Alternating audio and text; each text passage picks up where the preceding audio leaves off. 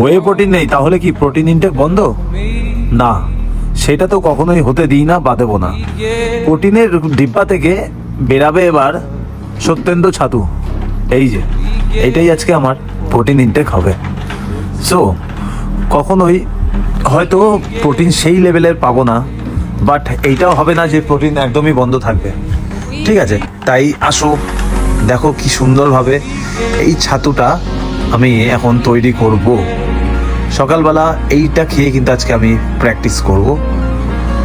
আর আরেকটা কথা বলি, আমরা ট্রেনাররা অনেক সময় মেম্বারদেরকে বলি যে আপনারা ছাতু খাবেন না। এইদিকে কিন্তু ট্রেনাররা এই ছাতু খেয়েই তারা বড় হয়েছে, বা ওয়ার্কআউটের আগে বা ওয়ার্কআউটের পরে। ছাতুটা কিন্তু একদমই সেরকম একটা খারাপ না, হয়তো সেই লেভেলের প্রোটিন থাকবে না, সেটা আলাদা বিষয়।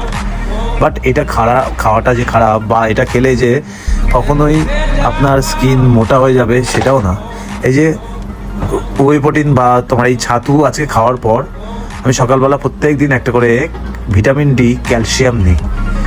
তো আজকের মতন এইটুক ভিডিও, তোমাদের সাথে আবার নেক্সট ভিডিও দেখা হবে। ভালো লাগলে অবশ্যই লাইক কমেন্ট করো আর বলো যে কথাটা সত্য কিনা যেগুলো বললাম।